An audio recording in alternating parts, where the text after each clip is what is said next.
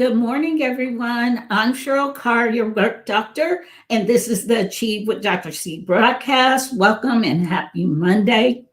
I'm so grateful to have you here with me today. If you're listening live, feel free to add comments, questions, or anything that you want in the chat box.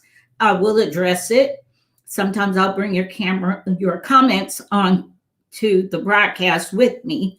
Also, if you're watching the rebroadcast, be sure to sign up for and become a member of my Dr. Cheryl Facebook page, as well as push that subscribe button and become a member or follower on my Achieve with Dr. C broadcast YouTube.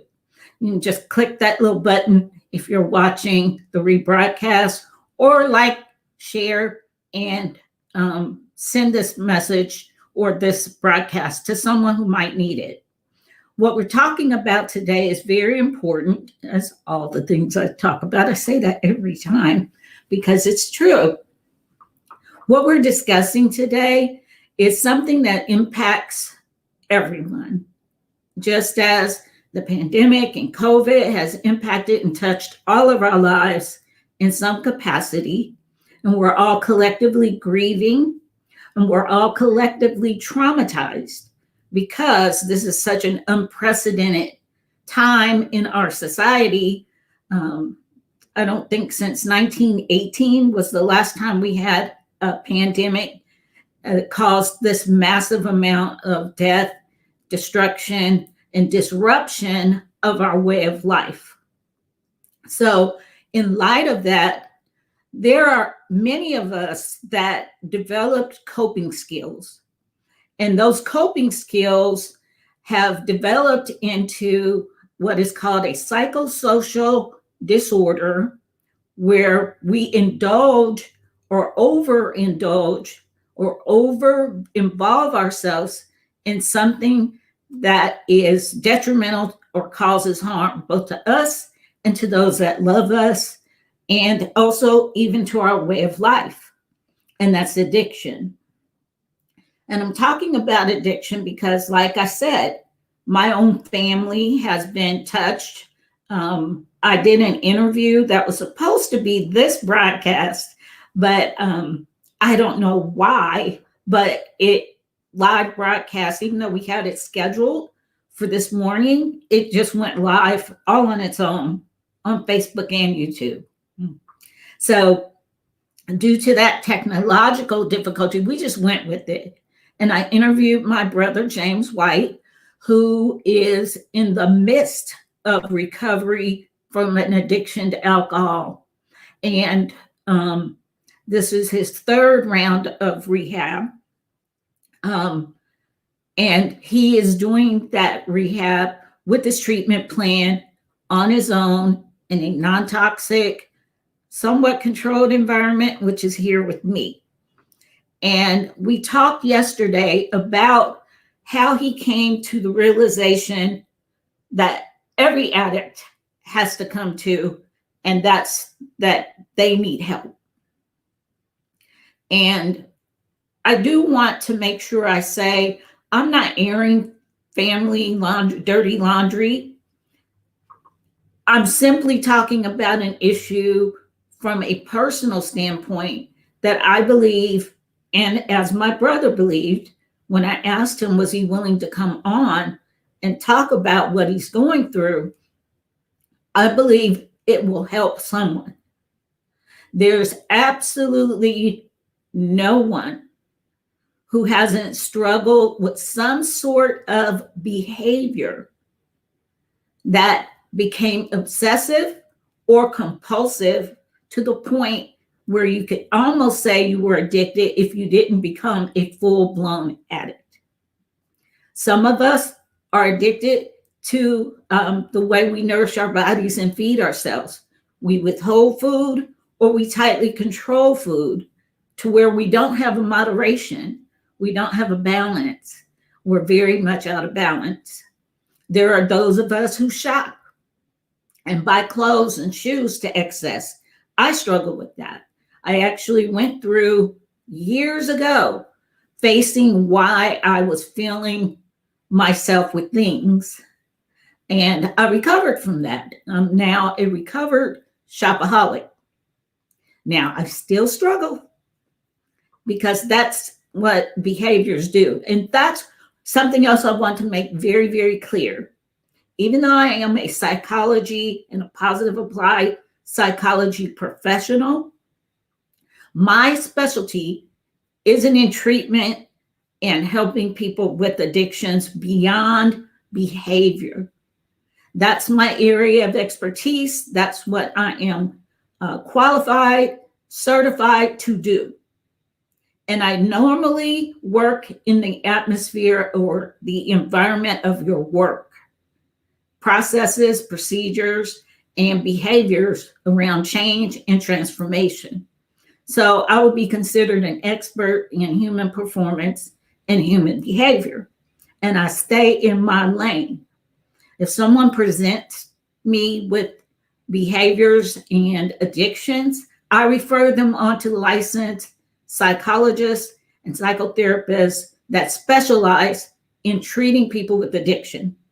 Because sometimes people need prescriptions to help deal with the biochemical imbalances that addiction causes, to detox and do it medically where they're not in any kind of trouble. Then we've also got psychotherapists that can deal with the root issues of why someone became an addict. And I also want you to know addictions don't only apply to drugs and alcohol. Addictions are behaviors in excess that cause us detriment to ourselves and to those who love us and to our way of life. It's a psychosocial disorder.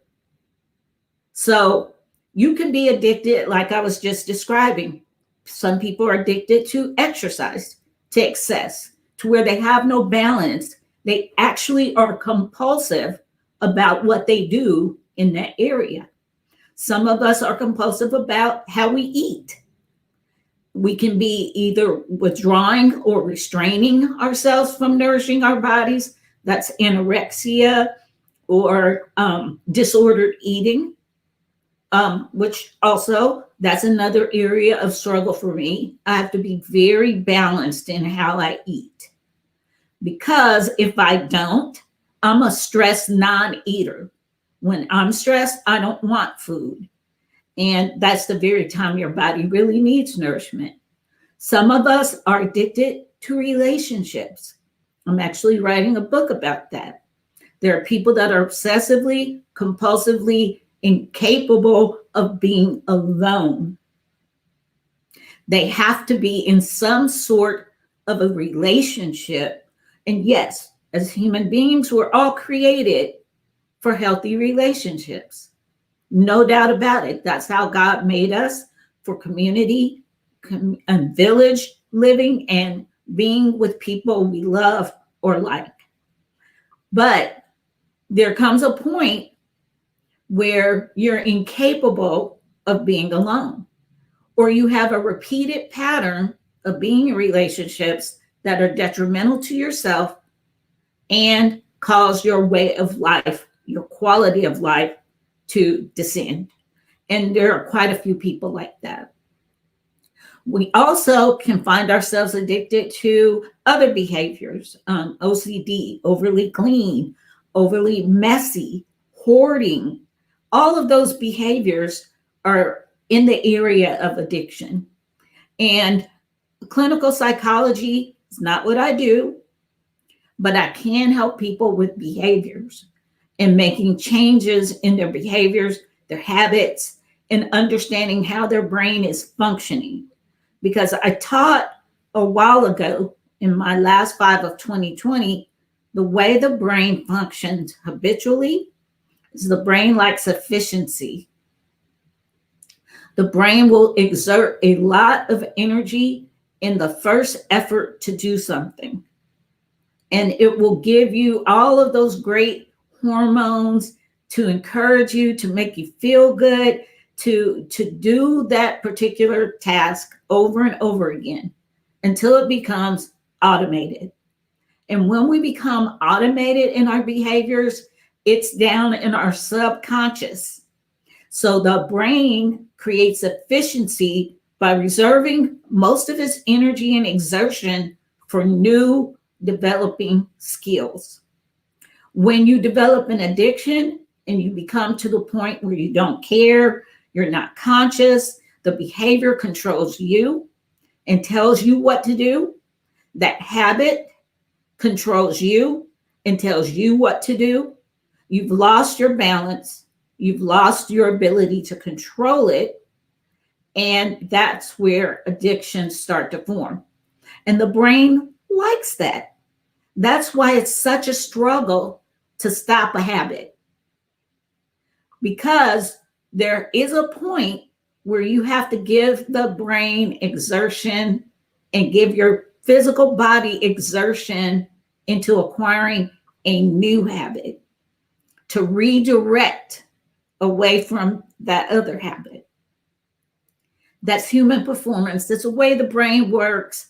It's a lot of psychobabble. I know this early in the morning, but I think it's important to have this conversation around the subject of addiction because so many of us are collectively traumatized, have had our entire way of life disrupted, and we've developed coping skills this year, almost year and something months of being in the pandemic, having our way of life disrupted, doing isolation, and a lot of pushing the fear upon us.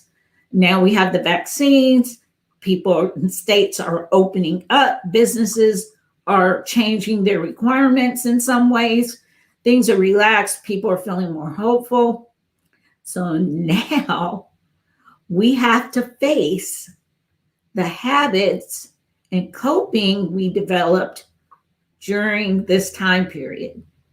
And some of us are finding we've coped with alcohol, with drugs, with sex, with shopping online. I know I have been checking my shopaholic behaviors with my relationship with Amazon and Target. So I go through feast and famine. It's like once I know I need to buy groceries, and I try not to go in grocery stores much. I used to love to grocery shop, at least being in Target. But during the pandemic, of course, we reversed all of our behaviors and went online and got things delivered. And that became a little bit of a habit for me that I had to break because it was so easy and fun to shop and have things just come to the door. It's fun.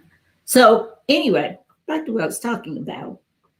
It's very important you have a conversation with yourself and with those that love you that are in your home about what you've been doing during this pandemic that might not serve you well now that you've got to transition to a hybrid work environment where you're in the office again, or you're having meetings and face-to-face again, or you're out shopping, spring breaking, all the things we're doing right now as the vaccine becomes available and people are feeling more secure.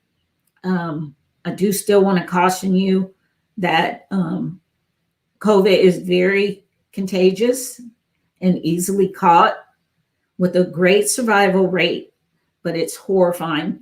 And you will be either asymptomatic and not very sick, or like me, get very sick and be very challenged recovering and healing yourself from this disease. So my encouragement to you, and this is a process to start making yourself aware of your behaviors and your habits, to check in with yourself and check in with those that love you. If you've leaned towards an addiction, which stats are showing us there's such a tremendous increase in alcoholism and recreational drugs and mental and emotional unwellness, if not illness. And I want to caution everyone about attempting to self-diagnose. If you see a certain pattern, or if someone who loves you sees a certain pattern, please seek help. Don't attempt without at least having one conversation. There are many of us, like myself, that are online that you can talk to. And the first 30 minutes won't cost you a thing. I do my sessions, my counseling in 55-minute increments.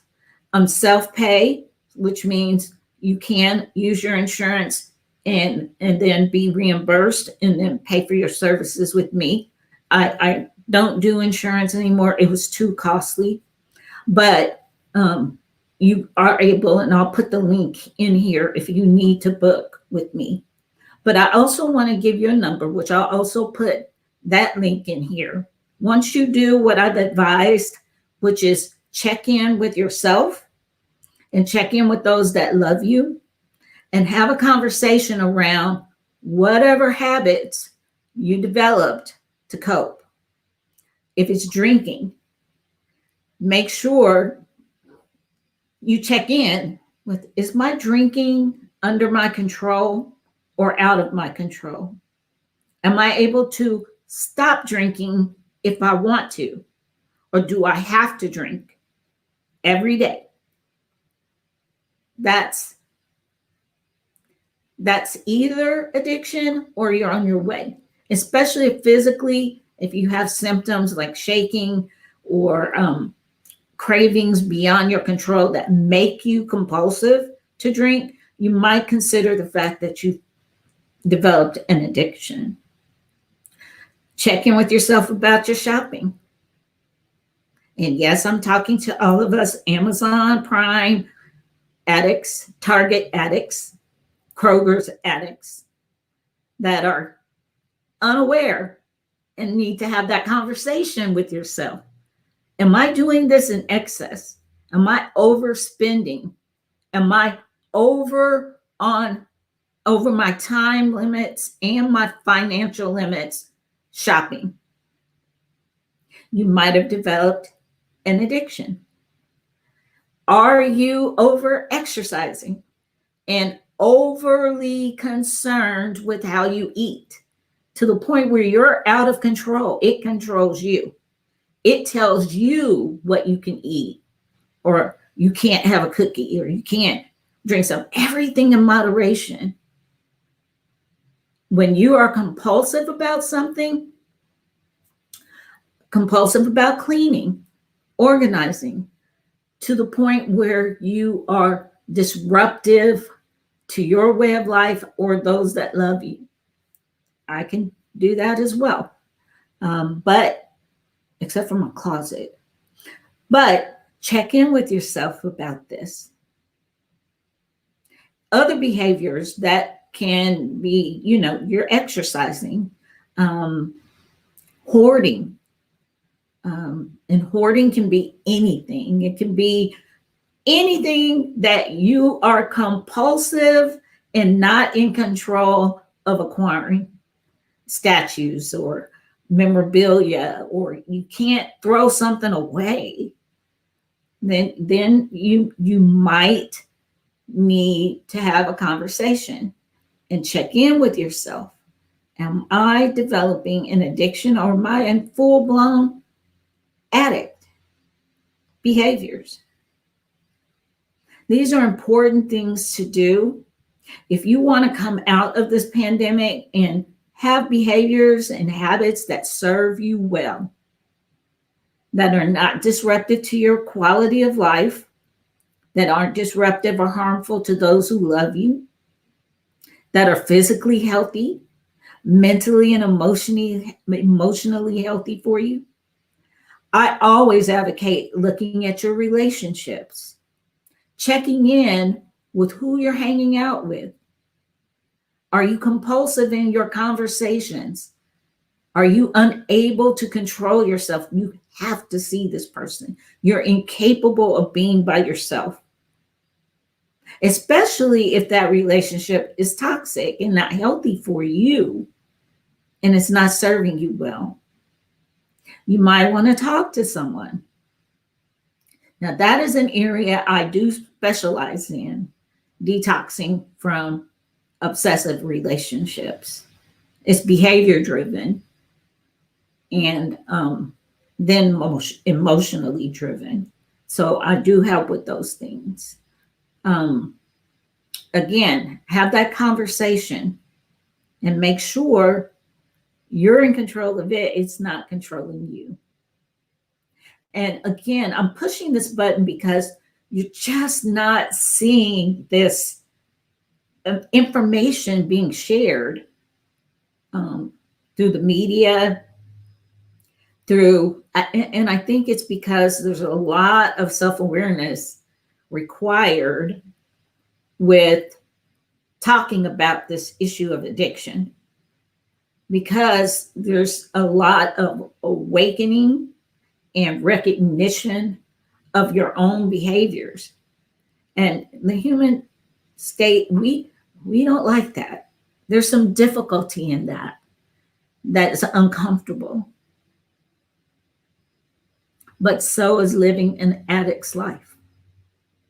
That's a very uncomfortable and challenging way to exist. And there's help for you.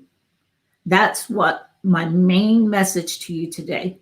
If something I said touched you, and let me say something about triggers, okay? Because I'm seeing a lot of that, people talking about triggers. I'm seeing a lot of people that are life coaches that are not qualified professionals and don't have the training to deal with someone in the throes of an addiction or someone who's traumatized. Seeing a lot of that trauma coaching, trauma recovery coaching. Be careful. Be careful. Because a lot of those people are traumatized or they want money. They're not doing it for the right reasons. They haven't invested in their education. They haven't invested in learning best methods, best demonstrated practices for helping everyone.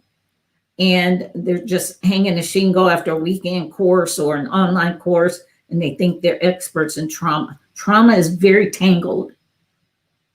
Triggers are very tangled. And there's a difference between a trigger, which ties itself to addictions, compulsion, and abnormal psychology. And then you've got uncomfortable feelings, which is where a lot of us are. But we've learned so much psychobabble and psychology talk and Freudian descriptions of behaviors that people are running around saying, oh, I've been triggered. Oh, that's a trigger for me. No, it may not be.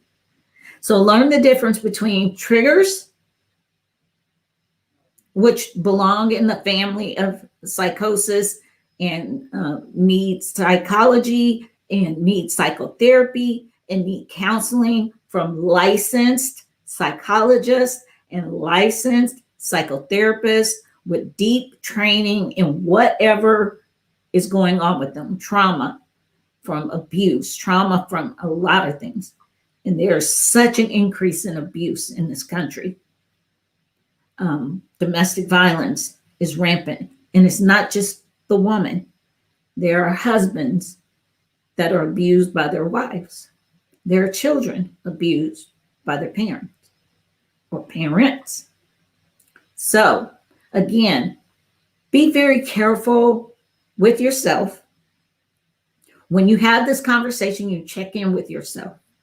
Be very careful of self-diagnosis. Be very careful of seeking help or help seeking from those that are not professionals. It's okay to have a life coach. I have one. I have two. I have people that I follow, but what I developed with them is an ability to trust them over a long period of time because I know what they know, I know what they teach, and I know how they've helped me. Help seek appropriately. Once you have this conversation with yourself, you have a conversation with yourself about the habits and coping things, the behaviors you've developed during this pandemic. And my goal is to help you recover in a way that you have a quality of life and you thrive and you've survived, but you're also on your way to wholeness and healing. So talk to yourself first.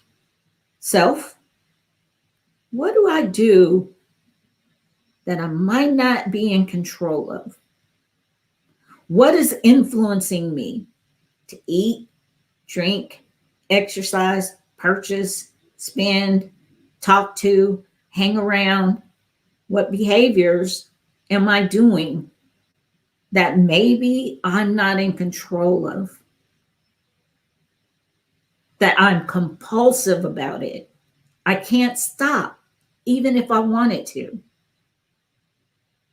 And if you can pull something out of that, all the things I've talked about that you're not in control of, please seek help. Here's the number. It's 1-800-662-HELP. That's a 24/7, 365 helpline that can refer you to addiction counseling and psychotherapy and help. I will also put my link to my telehealth for my own private practice that you are free to contact me. The first 30-minute conversation is free. And from there, I told you my behavioral human performance, mostly in the area of work as an industrial organizational psychologist and a positive applied psychology professional. I am not a licensed psychologist, so I stay in my lane. I refer people to those people that clinically can treat an addiction. I can work with you with your behaviors. I'm a good match with your therapy, with a psychology professional, a licensed person. I am certified. I do have hours and CEUs that qualify me. I also have gone through college courses in abnormal psychology and human behavior and organizational behavior and change management. So I'm qualified to help you change behaviors, recognize behaviors, help you recognize trauma, and then point you to the right direction to get the help you may need if I can't help you. So 1-800-662-HELP. That's the number. I think it's 4357. It's the last four. 1-800-662-4357.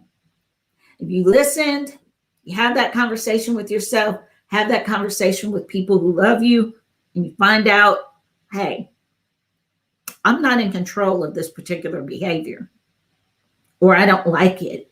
It's causing me problems. It's detrimental. It's harmful. I'm overspending. I'm overeating. I'm overdrinking. I'm overuse of recreational drugs to the point where I don't control it. It controls me. That's addictive behavior, and you need help. And help is available. Won't be easy. You're going to have to do a lot of work and learn to tell yourself no, which is a nice behavior sometimes. I posted something about that yesterday because of the conversation I had with my brother. And I believe people nowadays are confusing self-love with self-indulgence and overly concerned with themselves, prideful, self-protective, and overly compassionate with themselves, but absolutely no compassion for others. And yeah, I see a lot of that. And while I believe in self love and self compassion, it has to be in balance with the fact that not only do you have rights, and we all have rights under the Constitution in this country, and as a human being, you have rights, but you also have responsibilities. And that's when you live in a society, your behaviors impact everyone around you, impacts your work, impacts people who love you, your family unit. Everything is rights and responsibilities. You can't only be about your rights, which is self-indulgence, selfishness, and you can't always be about responsibilities either. Sometimes you need boundaries, and sometimes you need to fight against things. When you match those two together, we have a functioning society. And you're functioning optimally because you're created for healthy, balanced, non-toxic relationships, not just with others, but even with yourself. And next week, I'll be talking about clean self-talk. That's something else that will help you when it comes to being self-indulgent, which can lead to addictions, or being self-compassionate, which helps you keep balance and grace. And a lot of it starts with how you think and how you talk to yourself. Long before you have external conversations, because what's in you is what's coming out of you. And this relates directly to the behaviors that lead to addiction. So that's my talk for today. Please go back and watch the rebroadcast of my conversation with my brother. It's pretty candid. He's right behind me. I'm pretty proud of him for the work he's done, for his quick recognition of when he's going back to, he called it stinking thinking, and his ability to course correct. Those are the behaviors I look for, because nobody's perfect. You're not going to be 100% all the time. We ebb and flow in and out of behaviors.